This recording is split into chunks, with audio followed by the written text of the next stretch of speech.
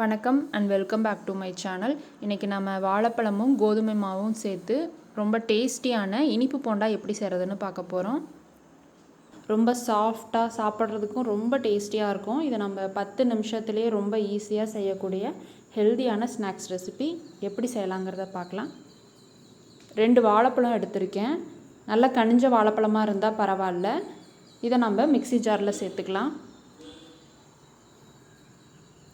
தண்ணி ஊற்றாமல் நல்லா நைஸாக அரைச்சிட்டு வந்துடலாம். இதை நம்ம ஒரு பவுலில் சேர்த்துக்கலாம். நான் 10 போண்டாக்கு ஆகிற மாதிரி கொஞ்சமாக தான் மாவு கரைச்சிக்க போகிறேன். அதனால் சின்ன வாழைப்பழமாக தான் 2 எடுத்திருக்கேன். இதோட ஒரு சின்ன கப்பில் 1 கப் அளவுக்கு கோதுமை மாவு சேர்த்துக்கிறேன். இது ஒரு 50 கிராம் தான் வரும். அதே கப்லேயே 3/4 கப் அளவுக்கு தேங்காய் துருவல் சேர்த்துக்கலாம். இதோட 2 டேபிள் ஸ்பூன் அளவுக்கு நாட்டு சர்க்கரை சேர்த்துக்கிறேன். 3 ஏலக்காயை பொடி பண்ணி சேர்த்துக்கலாம். நாட்டு சர்க்கரைக்கு பதிலாக நீங்கள் வெல்லம் இருந்தாலும் சேர்த்துக்கலாம். வெல்லத்தை பொடிச்சிட்டு கொஞ்சமாக தண்ணி ஊற்றி அடுப்பில் வச்சு கரையிற வரைக்கும் மட்டும் வச்சுருந்து அதை வடிகட்டி நீங்கள் சேர்த்துக்கலாம். ஒரு சின்ன கப்பில் 1 சிட்டிகை அளவுக்கு உப்பு, 1 சிட்டிகை அளவுக்கு சோடா உப்பு சேர்த்துக்கலாம். இதில் கொஞ்சமாக தண்ணி ஊற்றி நல்லா கரைச்சிக்கலாம்.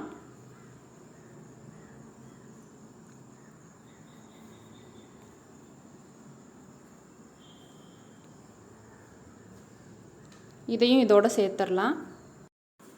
இதில் இன்னும் ஒரு 1/4 கப் அளவுக்கு கோதுமை மாவு சேர்த்துக்கிறேன். தண்ணி ஊற்றி இதை நம்ம பிசைஞ்சு எடுத்துக்கலாம்.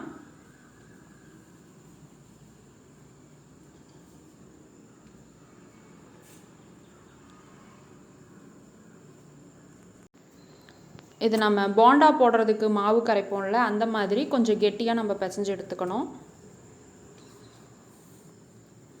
பாருங்கள், இந்த அளவுக்கு கொஞ்சமாக தண்ணி சேர்த்து பிசைஞ்சு எடுத்துக்கோங்க. இப்போ நம்ம போண்டா போட ஸ்டார்ட் பண்ணிடலாம். எண்ணெய் நல்லா காஞ்ச பிறகு அடுப்பை மீடியம் ஃப்ளேமில் வச்சுக்கோங்க. இப்போ நம்ம கொஞ்சம் கொஞ்சமாக கையிலே எடுத்து இந்த மாதிரி போண்டா போடலாம்.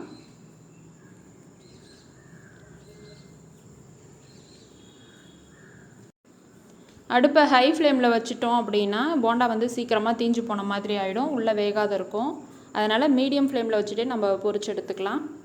ஒரு பக்கம் செவந்துருச்சு, இப்போ நம்ம திருப்பி விட்டுக்கலாம்.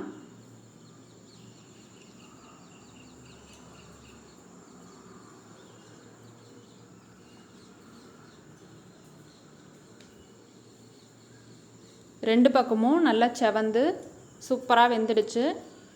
இதை நம்ம எடுத்துடலாம். இனிமேல் வாழைப்பழம் மீந்துருச்சுன்னா இந்த மாதிரி இனிப்பு போண்டா செஞ்சு சாப்பிட்டு பாருங்கள். டேஸ்ட் ரொம்ப சூப்பராக இருக்கும்.